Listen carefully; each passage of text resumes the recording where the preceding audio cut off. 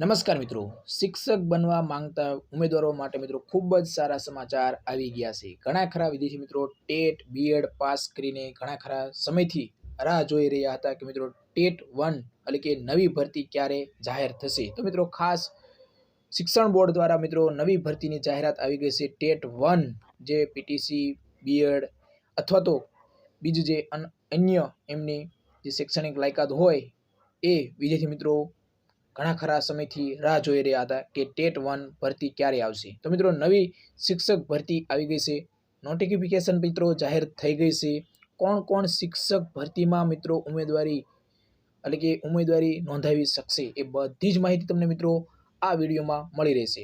Online form ભરવાની તારીખ પણ મિત્રો જાહેર થઈ ગઈ છે. ક્યાં સુધી તમારા ફોર્મ ભરાશે, કેટલી તમારી પરીક્ષા ફી રહેશે, સિલેબસ શું તમારો રહેશે, એ બધી જ માહિતી મિત્રો તમને આ વિડીયોમાં મળી રહેશે. તો મિત્રો ખાસ ચેનલ ઉપર નવા હોય ને તો ચેનલને સબસ્ક્રાઇબ કરી લો, તમને અવનવી ભરતીને લગતી માહિતી આ ચેનલ ઉપર મળતી રહેશે. તો મિત્રો ચાલો આપણે વિડીયો શરૂ કરીએ.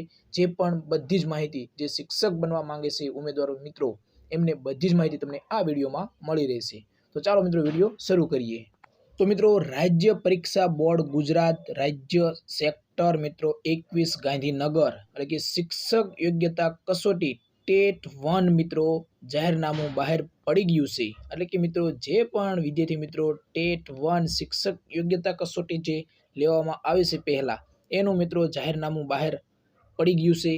તો મિત્રો આ બધી જ સૂચનાઓ તમે વાંચી શકો છો.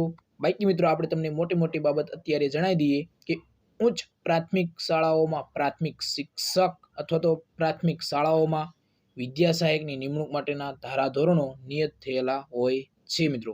એટલે કે જે શિક્ષક યોગ્યતા કસોટી હોય છે મિત્રો, એ વિદ્યાર્થી મિત્રો એમની આ ભરતી છે. મિત્રો ખાસ તમને જણાવી દઉં કે પ્રાથમિક શાળા ધોરણ 1 થી 5માં ખાસ મિત્રો પ્રાથમિક શાળા ધોરણ 1 થી 5માં પ્રાથમિક શિક્ષક બનવા માંગતા જે પણ ઉમેદવારો છે એમના માટે મિત્રો આ ભરતી છે.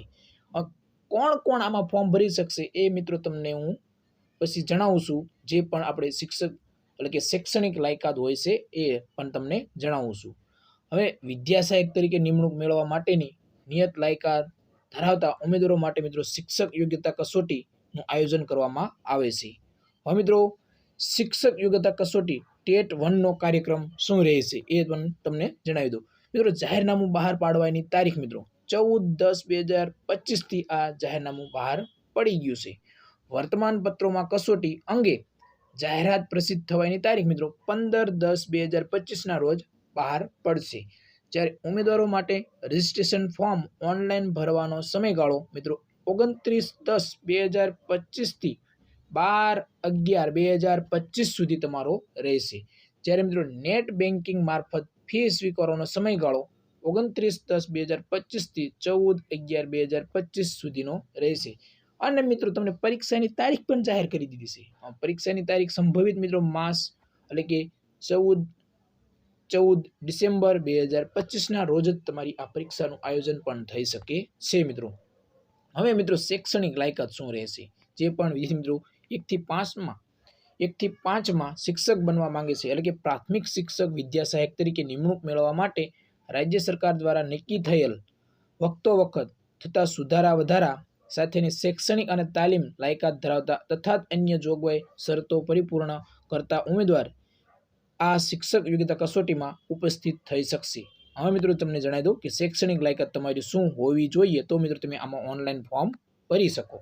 મિત્રો શૈક્ષણિક લાયકાત જોઈએ તો ઓછામાં ઓછું મિત્રો HSC પાસ હોવા જોઈએ.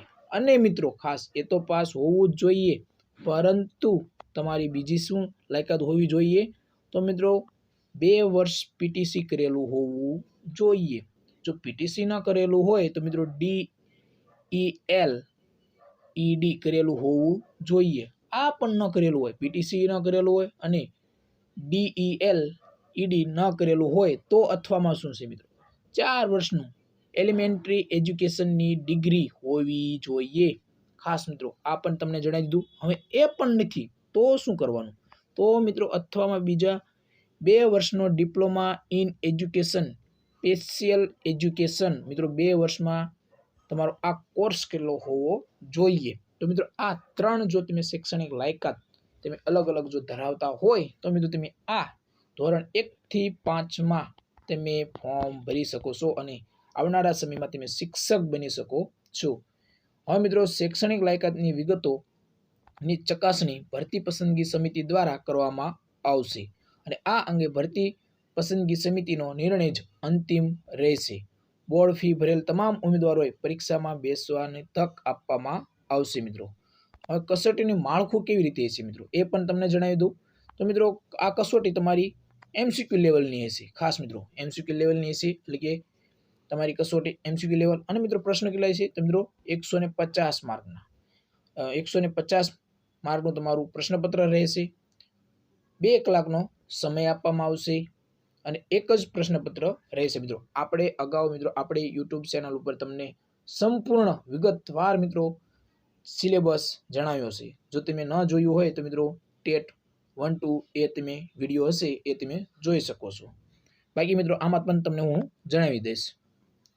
આ રીતે તમારો જે પરીક્ષાનો કાર્યક્રમ છે એ રહેશે. પરીક્ષા ફી તમારે મિત્રો કેટલી રહેશે એ પણ જણાવી દઉં.